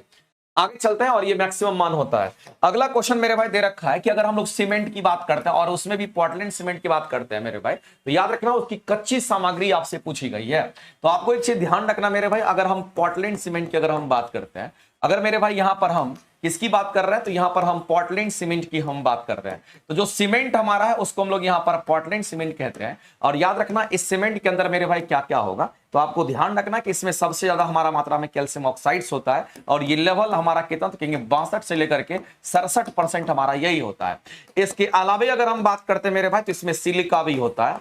और इसके अलावे अगर देखिएगा मेरे भाई तो इसमें हमारा जिप्सम वगैरह भी मौजूद होता है। और इसके अलावे अगर देखिएगा मेरे भाई तो इसमें हमारा एल्यूमिना भी होता है, Al2O3 भी होगा। इसके अलावे अगर देखिएगा मेरे भाई तो यहां पर हमारा हम कहेंगे मिट्टी भी हमारा मौजूद होता है, ये मिट्टी भी हमारा इसमें मौजूद होता है, इस बात को ध्यान रखेंगे। तो ये सारे चीज होते हैं। इसके बाद आयरन ऑक्साइड्स भी हमारा मौजूद होता है, ये सभी के सभी आयरन ऑक्साइड्स भी हमारा यहाँ पर प्रेजेंट होता है, लेकिन सबका अपना अपना फंक्शन है। जैसे कि हम बात करते हैं आयरन ऑक्साइड का, तो ये क्या करता है मेरे भाई, भूरा रंग प्रदान करता है। कैसा, तो कहेंगे ये भूरा रंग प्रदान करता है। जैसे कि आप देखते होंगे मेरे भाई ईटा वगैरह देखते होंगे, जो ईटा भट्ठा से पक करके आता है, आप देखिए ईटा का भी रंग आप देखिएगा भूरा रखता है। इसका मतलब है मेरे भाई उसमें भी आयरन ऑक्साइड मिलाते हैं। और ये क्वेश्चन कई बार एग्जाम में पूछा गया है, इस बात को ध्यान रखेंगे। ये कैसा कलर देता है, भूरा रंग देता है। मिट्टी तो हमारा रहेगा ही मेरे, एल्यूमिना जो हमारा होता है ये एक्सीलरेटर का काम करता है यहाँ पर। और कहेंगे यहाँ पर सीमेंट को जल्दी जमाने के लिए इसका इस्तेमाल करते हैं। सीमेंट की अगर हम बात करते हैं मेरे भाई, तो सीमेंट को जल्दी जमाने के लिए, सीमेंट को क्या करने के लिए, तो जल्दी अगर जमाना होगा, सीमेंट को जल्दी जमाने के लिए यहां पर क्या करते हैं, एक लाइन में आप जान लीजिए कि एल्यूमिना का इस्तेमाल करते हैं। और अगर हम लोग यहां पर जिप्सम की अगर हम बात कर रहे हैं मेरे भाई, जो हमारा जिप्सम हमारा है, चलिए बोर्ड हैंग कर गया, क्या बात है। तो मेरे भाई एक बात आपको समझना पड़ेगा, ये हमारा क्या करेगा, तो कहेंगे यहां पर दूसरी बात आपको ध्यान रखना, जो जिप्सम हमारा होगा इसी का जस्ट उल्टा काम करता है। ये जल्दी जमाता है, ये जल्दी जमने नहीं देता है। इस बात को ध्यान रखेंगे मेरे भाई। इसका काम क्या है, तो कहेंगे सीमेंट को जल्दी जमने नहीं देता है। ये जल्दी जमने नहीं देता है, ये जल्दी जमने नहीं देता है। एक लाइन में आप जान लीजिए, जिसको आप यहां पर जिप्सम कहते हो। और सिलिका की बात करते तो मेरे भाई ये मजबूती प्रदान करता है। ये क्या करता है, तो कहेंगे सीमेंट को मजबूती प्रदान करता है। आप एक लाइन में आप जान लीजिए। और हम कहेंगे मेरे भाई ये भी हमारा स्ट्रेंथ ही देता है, ये भी हमारा क्या करेंगे, तो ये भी हमारा मजबूती ही प्रदान करता है। इस बात को आप ध्यान रखेंगे। लेकिन क्वेश्चंस आपसे पूछेगा कि सबसे ज्यादा मात्रा में हमारा कौन होगा, कहेंगे ये होगा। तो ये कितना, तो इतना परसेंट, उसके बाद ये होगा। सब मेरे भाई ऑर्डर में, ये 3-4% ही हमारा होता है और इससे भी कम 1-2% हमारा आयरन ऑक्साइड हम लोग मिलाते हैं। तो आपको बोला गया कि बताइए कौन सी कच्ची सामग्री यूज करेंगे। ये सब कच्ची सामग्री है जिसके बारे में हमने यहां पर चर्चा किया है। आप मेरे भाई इस क्वेश्चन के आंसर करके बता दीजिए कि कौन से आंसर होंगे। अब यहां पर मामला क्या है कि चूना पत्थर तो हम लोग यूज नहीं करते हैं मेरे भाई। एल्युमिनियम हो गया, मिट्टी हो गया, जिप्सम हो गया, जिप्सम और चूना पत्थर हम यूज नहीं करेंगे। तो आंसर क्या करेंगे, तो ऑप्शन नंबर बी के साथ आप जाइए। चूंकि 3 स्टेटमेंट, एल्युमिना भी है, मिट्टी भी है, जिप्सम भी है, आप इसी को लीजिए। क्योंकि मेरे भाई हम कहेंगे इसका इस्तेमाल हम करेंगे, चूंकि 3 पैरामीटर दे रखा है, इसलिए ऑप्शन नंबर हमारा बी के साथ हम लोग जाना पसंद करेंगे। आगे चलते हैं मेरे भाई। अगला क्वेश्चन दे रखा है और इस क्वेश्चन के आंसर हम चाहेंगे कि जितने लोग देख रहे हैं आप सभी लोग आंसर करके बता दीजिए। जो सामने क्वेश्चन है मेरे भाई, इसका पीडीएफ कहां मिलेगा, तो आप जाइए मेरे भाई टेलीग्राम चैनल पर। नवीन कुमार सिंह का जो आप देखिएगा प्लेटफॉर्म बाय नवीन कुमार सिंह करके जो टेलीग्राम चैनल है, उस टेलीग्राम चैनल पर आपको साइंस का भी, मैथ का भी और रीजनिंग का भी, तीनों का पीडीएफ आपको मिलेगा। और तीनों का पीडीएफ निकाल लीजिएगा और डेली हमारे साथ प्रैक्टिस कीजिए। और हम कोशिश करेंगे मेरे भाई कि इसके माध्यम से आपको बेहतरीन तरीके से मेरे भाई आपको सेशन करा दें, ताकि आपको बहुत बेनिफिट होगा। तो ये क्लासेस मेरे भाई चलता रहेगा और ये क्लासेस जो है आपको डेली लाइव आना है। 6:15 पे हम आपके सामने खड़े हो जाएंगे। और मेरे भाई आज थोड़ा सा 10-20 मिनट लेट हुआ है, क्योंकि आपको पता है कि टेक्निकल चीज में थोड़ा बहुत कभी कभी विलंब हो जाता है। लेकिन हम सभी लोग से कहना चाहते हैं, जितने लोग लाइव देख रहे हैं सभी लोग एक बार सेशन को जरूर लाइक कर दीजिए मेरे भाई। और देखते हैं इस क्वेश्चन को करके और इस क्वेश्चन के आंसर भी करते हैं मेरे भाई। क्वेश्चन में देख लीजिए कि सब यूनिट हमारा क्या है, सेंटीमीटर की बात कर रहा है। सब यूनिट हमारा सेंटीमीटर की बात कर रहा है और आयतन पूछ रहा है, सेंटीमीटर का स्क्वायर होगा मेरे भाई, आयतन का यूनिट क्यूब होता है। आयतन का यूनिट कब से स्क्वायर होने लगा, ये तो क्यूब होता है, ये एरर है, इसको सही कर लीजिएगा, कोई दिक्कत नहीं। आगे मेरे भाई बोला गया है कि चलो यहाँ पर किसी वस्तु का द्रव्यमान हमारा इतना ग्राम है और वस्तु का घनत्व हमारा इतना है, बताइए आयतन कितना होगा। मेरे भाई जब सीजीएस यूनिट में सब दे रखा है और आंसर भी सीजीएस में करना है तो इसमें चेंज करने की जरूरत नहीं है, यूनिट का कोई लफड़ा नहीं है। आप फॉर्मूला यूज कर लीजिए, डेंसिटी बराबर क्या होगा, कहेंगे हमारा मास पर यूनिट, यहाँ पर वॉल्यूम हो जाएगा, एक लाइन में आप जान लीजिए। हमको क्या चाहिए मेरे भाई, तो आयतन चाहिए, आयतन मतलब ये वॉल्यूम चाहिए, तो हम वॉल्यूम को यहां से अगर निकालेंगे तो जाहिर सी बात है कि हमारा मास ऊपर होगा और जो डेंसिटी हमारा यहाँ है वो नीचे आएगा, हम कहेंगे यहाँ पर डेंसिटी आ गया। अब मास कितना ग्राम दे रखा है, तो कहेंगे 12.1 ग्राम आपको ये दे रखा है मेरे भाई, यहाँ पर इतना ग्राम दे रखा है और आपको डिवाइड करना उसकी डेंसिटी से, कितना दे रखा है 2.2 इतना ग्राम पर सेंटीमीटर क्यूब की हम बात करते हैं, ये आपको डेटा दे रखा है। तो मेरे भाई यहां पर सेंटीमीटर स्क्वायर नहीं होगा मेरे भाई, आपको ध्यान रखना है कि यहां पर केजी मीटर क्यूब या हम कहेंगे सेंटीमीटर क्यूब होगा। अब ग्राम से ग्राम यूनिट कट जाएगा, इसको भी अगर आप काटोगे तो ये फाइनली आपका 5.5 सेंटीमीटर ऊपर जाएगा तो इतना क्यूब हो जाएगा। इसका मतलब मेरे भाई आयतन जो हमारा होगा वो कितना होगा, इतना हो जाएगा। ऑप्शन नंबर ए आपके यहाँ पे राइट हो जाएंगे। आगे चलते हैं मेरे भाई, अगला क्वेश्चन हमारा बॉयल्स लॉ पे दे रखा है और आपको बताना है मेरे भाई इस क्वेश्चन के आंसर क्या करेंगे। तो अगला आपका है बॉयल्स लॉ की हम बात करते थे। एक बात आप समझ लीजिए मेरे भाई कि आदर्श गैस का जो इक्वेशंस है ये हम कहां यूज करते हैं, ये एक लाइन में आप जान लीजिए। आदर्श गैस का इक्वेशन हम बॉयल्स लॉ में भी यूज करते हैं, कहां पे, तो हम बॉयल्स लॉ की बात कर ले या फिर मेरे भाई अगर हम यहां पर चार्ल्स लॉ की अगर हम बात कर लेते हैं तो बॉयल्स लॉ बोल दीजिए, या फिर हम लोग यहां पर चार्ल्स लॉ की अगर बात करते हैं, आप पढ़ते होंगे मेरे भाई, इन सभी जगह पर इसका इस्तेमाल करते हैं। वोगाड्रो की में भी इस्तेमाल करते हैं मेरे भाई, और याद रखना गे-लोसैक लॉ होता है उसमें भी इसका हम लोग इस्तेमाल करते हैं और क्वेश्चंस में भी पूछने की संभावना है, इस पर पूछते रहता है। और आपको ध्यान रखना कि बॉयल्स लॉ में मेरे भाई क्या कांस्टेंट होगा, तो कहेंगे टेम्परेचर कांस्टेंट होता है। और अगर चार्ल्स लॉ की अगर बात करते हैं इसमें क्या कांस्टेंट होगा, तो याद रखना मेरे भाई इसमें हमारा प्रेशर कांस्टेंट होता है। इसमें प्रेशर कांस्टेंट, दाब नियत रहता है, इसमें ताप नियत रहता है। इसी तरीके से और भी हम आपको बता देना चाहते हैं मेरे भाई। तीसरा अगर हम बात करते हैं यहाँ पर गे-लोसैक लॉ की अगर बात करते हैं, किसकी बात कर रहे हैं मेरे भाई, तो यहां पर गे-लोसैक लॉ की हम बात करते हैं। तो जो गे-लोसैक लॉ हमारा होता है इसमें याद रखना मेरे भाई यहां पर वॉल्यूम कांस्टेंट होता है, इसमें वॉल्यूम हमारा क्या होता है, ये कांस्टेंट होता है। और इसी तरीके से चौथा भी हम आपको बता देते हैं मेरे भाई, अगर हम यहां पर एवोगाड्रोज लॉ की अगर हम बात करते हैं, तो जो मेरे भाई एवोगाड्रोज लॉ की हम बात कर रहे हैं, इस एवोगाड्रोज लॉ में क्या होगा, तो मेरे भाई जो वॉल्यूम आयतन होता है वो समानुपाती नंबर ऑफ मोल्स का होता है, इस बात को आप ध्यान रखेंगे। और ये हमारा एसटीपी पर होता है, स्टैंडर्ड टेम्परेचर प्रेशर की हम बात करते हैं, ये एसटीपी पर हमारा होता है, प्रेशर और टेम्परेचर सब हमारा एक समान होता है, एसटीपी पर हमारा ये रिलेशन होता है। लेकिन ये सभी के सभी आदर्श गैस के लिए ही हमारा यूजफुल होता है। अब बॉयल्स लॉ बोला गया मेरे भाई किस पर होगा, तो नियत तापमान पर होगा। तो आप यहां पर कह सकते हो मेरे भाई, तो नियत तापमान कहां है, वही आंसर होगा, ऑप्शन नंबर बी आपके यहां पे करेक्ट हो जाएंगे। आगे चलते हैं मेरे भाई, अगला क्वेश्चन हम लोग देखते हैं और अगला क्वेश्चन हमारे सामने में है। एडीएच के बारे में आपसे बोला गया है, एंटी डायरेटिक जो हार्मोन्स होते हैं उसका पूरा नाम बोला गया। तो एंटी डायरेटिक हार्मोन आप देख लीजिए मेरे भाई इसमें से कौन सा है, तो एंटी डायरेटिक हार्मोन आपको दिख रहा है, यही हमारा एडीएच हार्मोन होता है, इसी को हम लोग वैसोप्रेसिन हार्मोन के नाम से भी जानते हैं। तो आपको ध्यान रखना मेरे भाई, अगर हम एडीएच की अगर बात करते हैं, एंटी डायरेटिक हार्मोन की बात करते हैं, तो एडीएच हमारा क्या कहेंगे, एक प्रकार का हमारा हार्मोन है। और ध्यान रखना मेरे भाई इसी हार्मोन को हम लोग क्या कहते हैं, यही जो हार्मोन होता है यही हमारा वैसोप्रेसिन भी कहलाता है। इसी को हम लोग क्या कहते थे, यहां पर वैसोप्रेसिन हार्मोन के नाम से भी हम लोग जानते हैं, ये बात आपको ध्यान रखना है। अब दूसरी बात आपको ध्यान रखना मेरे भाई कि जो एडीएच हार्मोन हमारा वैसोप्रेसिन हार्मोन होता है, इनका मेन फंक्शंस क्या है, हमारे शरीर में पानी की मात्रा को यही कंट्रोल करता है। तो आपको ध्यान रखना है कि शरीर में पानी की मात्रा को, हमारे शरीर में किसको कहेंगे, हमारे शरीर में पानी की मात्रा को यह कंट्रोल करता है। ये पानी की जो मात्रा होती है मेरे भाई, पानी की मात्रा की अगर हम बात करते हैं, पानी की मात्रा को ये क्या करता है, तो यहां पर कंट्रोल करने का काम करता है। आप एक लाइन में आप जान लीजिए, बस इतना ही चीज ध्यान रखिए मेरे भाई, काम आपका चल जाना है। लेकिन याद रखना वैसोप्रेसिन ही हमारा क्या, तो कहेंगे यहां पर हमारा कहेंगे वही हमारा एडीएच एंटी डायरेटिक हार्मोन होता है। अगला, एक लिफ्ट में मेरे भाई 1200 न्यूटन का बल जो है आरोपित किया जाता है और लिफ्ट का व्यक्ति सही द्रव्यमान 80 किलो है, यानी कि जो लिफ्ट का द्रव्यमान है मेरे भाई उसमें जो आदमी है वो 80 किलो का है। तो लिफ्ट में उत्पन्न त्वरण हमारा क्या होगा, जब वस्तु लिफ्ट हमारा किधर की ओर, ऊपर की ओर जाता है। तो मेरे भाई लिफ्ट किधर जा रहा है, तो ऊपर की तरफ जा रहा है। कुछ नहीं करना, सिंपल सा लिफ्ट का कंसेप्ट यूज कर लीजिए।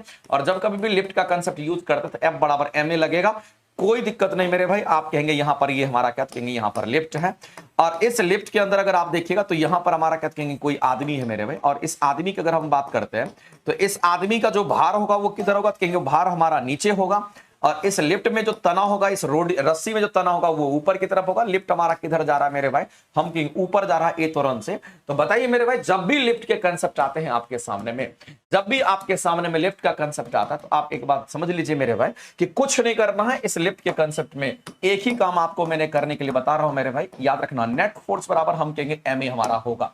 अब इसी पर खेला है। अब कहेंगे नेट का मतलब क्या होता है मेरे भाई, अब नेट का मतलब समझने की कोशिश कीजिए कि अगर मान लेते हैं कि हमारा ये कितना है, तो 100 यहां पर न्यूटन का बल लग रहा है, तनाव बल है, और यहां पर हम कहेंगे 80 न्यूटन अगर हमारा भार है, तो नेट कितना होगा, इसको जो उठा रहा होगा लिफ्ट को, तो हमारा 100 अगर लग रहा है ऊपर की तरफ, 100 नहीं उठा रहा, 100 को तो 80 बैलेंस कर रहा है, यानी कि 100 में से 80 घटाएंगे तो नेट मिलेगा। इसका मतलब लिफ्ट अगर ऊपर जा रहा है तो वो कितना एक्स्ट्रा बल से जा रहा है, तो मेरे 80 न्यूटन, 20 न्यूटन का जो बल एक्स्ट्रा लग रहा है उसी से वो जा रहा है। चूंकि ये 100 ऊपर लग रहा है, नीचे 80 माइनस हो जाएगा तो बचेगा 20, वही बीच लेके जा रहा है। तो नेट का मतलब मेरे भाई हमेशा याद रखना, अगर ऊपर जाएगा तो टी माइनस एम जी करेंगे, और नीचे आएगा तो एम जी माइनस टी करते हैं। यहां ऊपर जाने की बात हो रही, ऊपर जाने की बात आ रही है मेरे भाई, इसका मतलब है कि टी माइनस एम जी हम लोग लिखेंगे और बराबर में हम एम ए कर देंगे।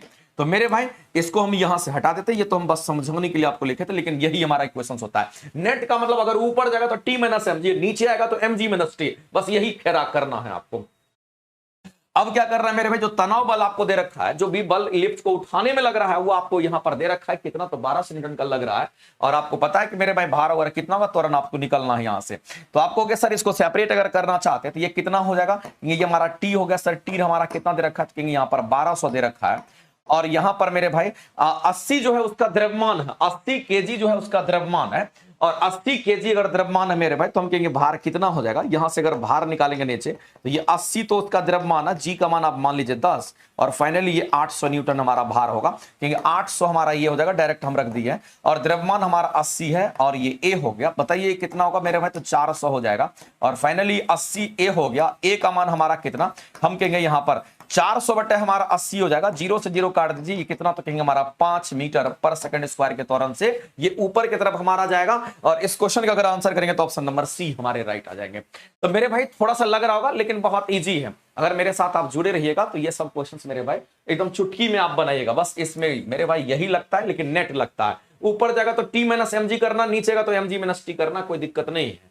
आगे चलते हैं अगला क्वेश्चन। और याद रखना मेरे भाई, जब एक समान वेग से कोई हमारा लिफ्ट ऊपर या एक समान वेग से अगर नीचे आता है तो हम कहेंगे वैसी परिस्थिति में उसका त्वरण शून्य होगा, और जो भी उस लिफ्ट के अंदर आदमी होगा उसका भार हम कहेंगे वास्तविक भार ही होगा, उसमें कोई परिवर्तन नहीं होना है। अगला क्वेश्चन मेरे भाई एकदम आसान है, कह रहा है एक लड़का जो है, एक लड़के का भार जो है वो 300 न्यूटन दे रखा है, और कहता है एक मकान की दूसरी मंजिल जिसकी ऊंचाई 7 मीटर है, 2 मंजिला मकान कह सकते हो मेरे भाई, 7 मीटर ऊपर वो चढ़ता और वापस आ जाता है, यानी कि 7 मीटर वो चढ़ता और कहां, तो कहेंगे वो फिर हमारा वापस नीचे आ जाता है। बताइए वो कितना कार्य करेगा मेरे भाई, जहां था वहीं पहुंच गया, तो जहां था वहीं पहुंच जाएगा तो विस्थापन 0 मेरे भाई, विस्थापन 0 तो कार्य का मान 0, क्योंकि हम लोग जानते हैं कि कार्य बराबर हमारा सिंपल सा फॉर्मूला, बल बराबर कार्य बराबर क्या होता है, यहां पर बल गुना में विस्थापन होता है। कार्य बराबर मेरे भाई बल गुना विस्थापन, जहां था वहीं पहुंच गया, विस्थापन 0, हम कहेंगे कार्य का मान 0, कोई दिक्कत नहीं मेरे भाई। कितना जूल एनर्जी, तो कहेंगे 0 जूल हो जाएगा। अगला क्वेश्चन देखते हैं मेरे भाई, धारा प्रवाह की अगर बात करते हैं, कैसा हमारा प्रवाह है मेरे भाई, तो धारा प्रवाह की हम बात कर रहे हैं। बता दीजिए इस क्वेश्चन का आंसर क्या करेंगे मेरे भाई।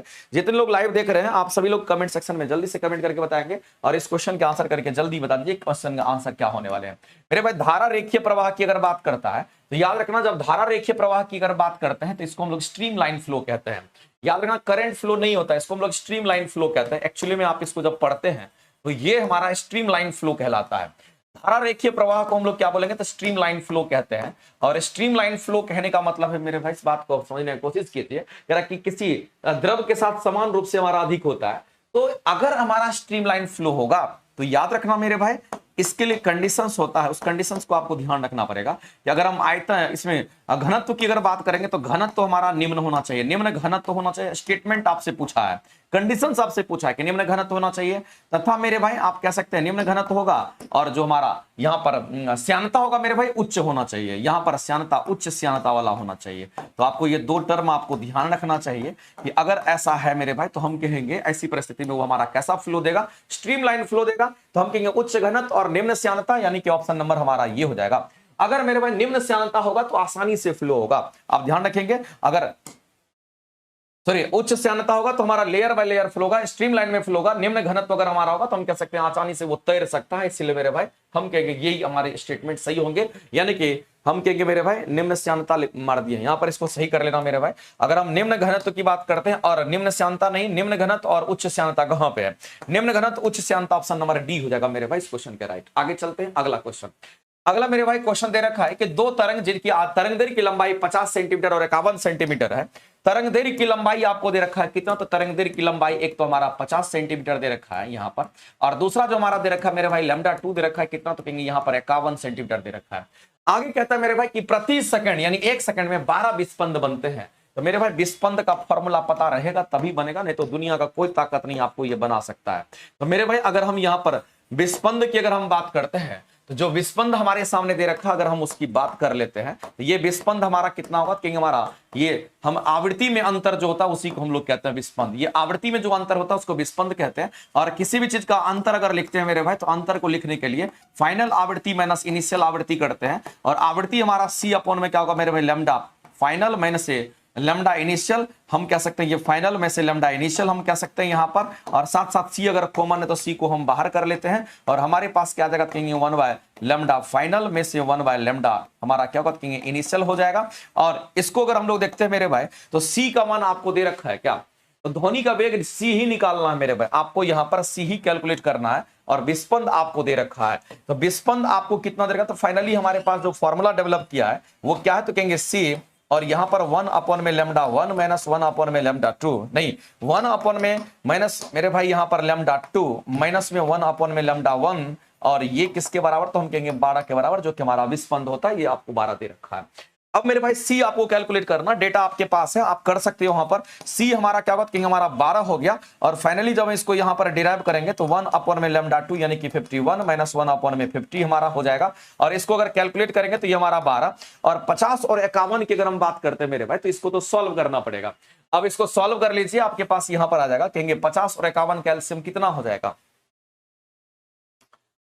50 और 51 को गुना करना पड़ेगा मेरे भाई, तभी एलसीएम निकलेगा, दूसरा कोई उपाय नहीं है। तो बता दीजिए 50 और 51 का एलसीएम कितना होगा? आप सभी लोग कमेंट सेक्शन में कमेंट करके बताएंगे मेरे भाई 50 और 51 का एलसीएम कितना होना है। तो 50 गुणों में 51 2550 क्या निकल के आ रहा है? ये हमारा कितना होगा मेरे भाई? तो ये हमारा 2550 हमारा हो जाएगा। और अगर इसको करेंगे तो यहाँ पर 51 हमारा हो जाएगा और यहां पर हमारा कितना हो जाएगा मेरे भाई? तो हम कहेंगे इधर हमारा 50 हो जाएगा। यानी क्या आ गया? इसमें कुछ एरर आ रहा है। अच्छा सॉरी मेरे भाई, सेंटीमीटर को मीटर पर सेकंड में भी तो बदलना है, सेंटीमीटर को मीटर पर सेकंड में भी तो बदलना है, उसमें ये कहीं ना कहीं दिक्कत आ रहा है आपको मेरे भाई। ये कैलकुलेशन हम छोड़ देते हैं, आप इसको खुद कैलकुलेशन करना, हम यहां पर छोड़ देते हैं और आप सी का मान यहां से निकाल लेना और सी का मान कैलकुलेट करके देखना कितना आता है। शायद हमको 306 ही आ रहा है, देख लेना मेरे भाई।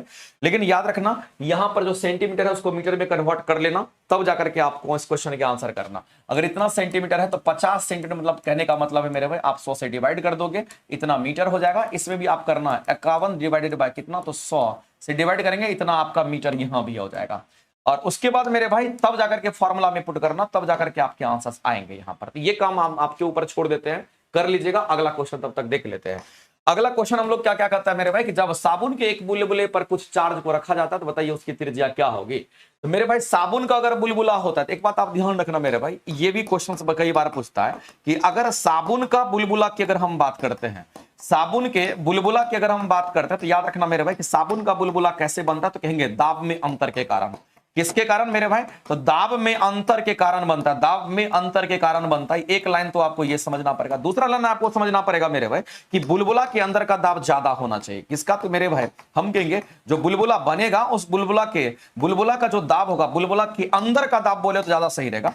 बुलबुला के अंदर का जो दाब हमारा होगा, बुलबुला के अंदर का जो दाब होगा मेरे भाई ये ज्यादा होना चाहिए। किससे? तो कहेंगे मेरे भाई वायुमंडलीय दाब, इसको एटमॉस्फेरिक प्रेशर कहते हैं, उससे हमारा ज्यादा होना चाहिए तब बुलबुला बनेगा। ये दोनों कंडीशंस आपको यहां पर बुलबुला के ध्यान रखना है।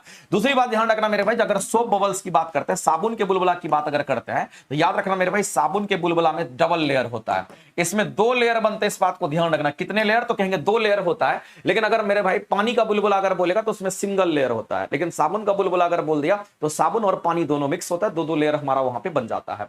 तो आपको ध्यान रखना मेरे भाई, ये सारा कांसेप्ट भी आपको ध्यान रखना, साथ साथ ये भी ध्यान रखना और ये भी याद रखना कि चूंकि क्वेश्चन पूछता है। अब दूसरी बात आपको यहां ध्यान ये भी रखना है मेरे भाई कि अगर हम यहां पर बात करते हैं कि ये साबुन का बुलबुला है और इस पर मान लेते हैं मेरे भाई बोला गया है कि कुछ चार्ज को अगर रख दिया जाए, मान लेते हैं कि इस पर हम कोई नेगेटिव चार्ज को रख देते हैं, तो मेरे भाई नेगेटिव चार्ज रखिए कि पॉजिटिव चार्ज रखिए, फर्क नहीं पड़ता। अब पॉजिटिव चार्ज को पूरे पर फैला दीजिए। अगर इनके पूरे सरफेस पर, पूरे परिधि पर, चारों तरफ से इसके सरफेस एरिया पर अगर हम पूरा का पूरा प्लस चार्ज अगर रख देंगे मेरे भाई, तो जाहिर सी बात है 2 चार्ज के बीच में रिपल्सन फोर्स लगता है, तो एक चार्ज दूसरे चार्ज को धक्का मारेगा मेरे भाई, और वो क्या करेगा, एक दूसरे को जब धकेलेगा तो इसका साइज क्या होगा मेरे भाई, तो वो बढ़ जाएगा। इसका साइज क्या होगा, तो बढ़ जाएगा। यानी आप कह सकते हैं मेरे भाई यहां पर इसका साइज होगा वो हमारा क्या होगा, कहीं यहां पर ये साइज बढ़ जाएगा। और अगर इसका साइज मेरे भाई बढ़ जाएगा, क्योंकि इसके रेडियस की अगर बात करते हैं, इसके त्रिज्या की अगर हम बात करते हैं, इसका रेडियस भी हमारा बढ़ जाएगा। एक लाइन में आप जान लीजिए उसकी त्रिज्या क्या होगी मेरे भाई, बढ़ जाएगी। यानी कि इस क्वेश्चन का आंसर करेंगे ऑप्शन नंबर बी आपका राइट हो जाएगा। आगे चलते हैं मेरे भाई, अगला क्वेश्चन हम लोग देखते हैं, जब बर्फ पानी में बदलता है तो हमारा क्या होता है। मेरे भाई एक बात ध्यान रखना आप यहां पर कि अगर हम बात करते हैं किसकी, तो हम यहां पर पानी की बात करते हैं। और एक बात आप ध्यान रखना मेरे भाई, जिस पानी की हम बात करते हैं, इस पानी की अगर हम बात करें तो पानी की जो विशिष्ट उष्मा होती है वो सबसे अधिक होती है। एक लाइन में आप जान लीजिए, ये पानी की विशिष्ट उष्मा सबसे सभी पदार्थों से अधिक होती है। एक लाइन में आप जान लीजिए मेरे भाई, ये सभी पदार्थों से क्या होगा, कहेंगे जितनी भी पदार्थें होती है ये सभी पदार्थों से क्या होगा, कहेंगे सभी पदार्थों से ये अधिक होता है। इस बात को आप ध्यान रखना है। और सभी पदार्थों से क्या होगा, कहेंगे यहां पर हमारा अधिक होगा। अब यहां पर सभी पदार्थों से हमारा अधिक होता है, ये लाइन आपको ध्यान रखना है। दूसरी बात ध्यान रखना मेरे भाई कि पानी की विशिष्ट उष्मा अगर सभी पदार्थों से अधिक होती है तो हम कहेंगे इसमें उष्मा अवशोषण करने की क्षमता भी अधिक होगी। उष्मा अवशोषण करने की क्षमता भी अधिक होगी, ये बात आपको ध्यान रखना है। उष्मा अवशोषण की अगर हम बात करते हैं, उष्मा अवशोषण करने की क्षमता की अगर हम बात करते हैं, तो उष्मा अवशोषण करने की क्षमता भी यहां पर क्या होगी मेरे भाई, एक लाइन में आप जान लीजिए कि ये भी हमारा अधिक होगा। एक लाइन में ये चीज आपको ध्यान रखना पड़ेगा। उष्मा अवशोषण करने की क्षमता भी यहां पर क्या होगी, तो अधिक होता है। तो बताइए मेरे भाई इसमें से हमारा कौन सा होगा कि जब बर्फ पानी में बदलता है। चलो ये फेज चेंज करने की बात कर रहा है, हम थोड़ा सा मेरे भाई फेज चेंज पर भी चलते हैं। और याद रखना मेरे भाई, जब हम फेज चेंज की बात करते हैं, जब हम लोग यहां पर फेज चेंज की बात करते हैं, तो फेज चेंज की अगर बात करेंगे तो इसमें आपको ध्यान रखना कि फेज चेंज को हम लोग अवस्था परिवर्तन कहते हैं। इसको हम लोग क्या कहते हैं मेरे भाई, तो अवस्था परिवर्तन को फेज चेंज कहते हैं। दूसरी बात ध्यान रखना, जो फेज चेंज हमारा होता है वो नियत तापमान पर होता है। एक लाइन में आप ध्यान रखेंगे ये कैसा होता है, तो मेरे भाई नियत तापमान पर होगा। दुनिया कुछ है, आपको डायरेक्ट याद रखना है कि नियत तापमान पर ही अवस्था परिवर्तन होगा किसी का भी, अगर हम पानी के अंदर देख रहे हैं तो मेरे भाई आपको कह रहा है कि अगर हम बर्फ की बात करते हैं तो बर्फ से क्या बन रहा है, तो यहां पर पानी बन रहा है मेरे भाई। और हम जानते हैं कि पानी, बर्फ हमारा पानी बन रहा है, इसका मतलब दोनों का फेज अलग अलग है, दोनों का केमिकल कंपोनेंट सेम है। आप देखिए यहां भी पानी का बना H2O है, यहां भी आपका H2O से बना हुआ है। तो मेरे भाई अलग क्या है, तो कहेंगे दोनों का अवस्था अलग अलग है। ये ठोस अवस्था है, ये हमारा द्रव अवस्था है। तो मेरे भाई इसमें जो भी उष्मा देना पड़ेगा वो हमारा गुप्त उष्मा होगा। ये भी जो भी उष्मा होगा तो हमारा गुप्त उष्मा होगा। इसीलिए फेज चेंज कराने के लिए, अवस्था परिवर्तन कराने के लिए ध्यान रखना है कि जब कभी भी अवस्था परिवर्तन कराने के लिए अगर उष्मा अगर आपसे कोई पूछता है तो याद रखना उष्मा, अगर अवस्था परिवर्तन कराने के लिए जो उष्मा हमारा होता है, कराने के लिए जिस उष्मा की हम बात करते हैं मेरे भाई, इसी को हम लोग गुप्त उष्मा कहते हैं। इसी को हम लोग क्या कहते हैं मेरे भाई, तो यहां पर गुप्त उष्मा कहते हैं, जिसको हम लोग लेटेंट हीट कहेंगे। एक लाइन में आप जान लीजिए। तो बताइए मेरे भाई इस क्वेश्चन का आंसर अब क्या होगा। अब कह रहा है कि जब बर्फ पानी में बदलता है मेरे भाई, जब बर्फ पानी में बदलता है तो उष्मा अवशोषित करेगा, उष्मा व्यक्त करेगा, क्या करेगा मेरे भाई, ताप बढ़ता है, ताप घटता है। देखो ताप बढ़ने घटने की तो एकदम बात नहीं होगी, क्योंकि मेरे भाई ताप कांस्टेंट होगा। तो ये दोनों ऑप्शंस एलिमिनेट कर दीजिए, क्योंकि टेम्परेचर में कोई परिवर्तन नहीं होगा जो नियत तापमान पर हमारा होता है। तो तापमान नियत कहने का मतलब क्या, 0 डिग्री पर बर्फ भी मिलता है, 0 डिग्री पर हमारा पानी भी बदलता है, इसलिए तापमान में कोई परिवर्तन नहीं हो रहा है। तो ऑप्शन सी और ऑप्शन डी के बारे में हम लोग नहीं सोचेंगे। अब यहां पर क्या करेगा मेरे भाई, तो उष्मा अवशोषित करेगा, जो भी आप उष्मा दे रहे हैं उसको उष्मा अवशोषित करेगा और ये बर्फ से पानी बन जाएगा। तो ऑप्शन नंबर आपका ए यहां पे राइट हो जाएगा। आगे चलते हैं मेरे भाई, आज का ये लास्ट क्वेश्चन हम कराएंगे, आज 25 नंबर क्वेश्चन तक ही कराएंगे।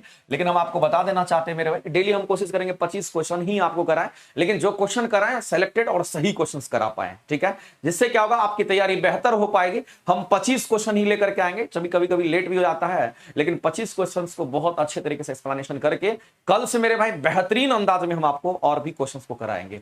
आप निश्चिंत मेरे भाई 6:15 बजे मेरे साथ जुड़िएगा। 25 क्वेश्चन हम आपको मेरे भाई 1 घंटे के अंदर हम कोशिश करेंगे, 1.25 घंटे के अंदर आपको करा दें।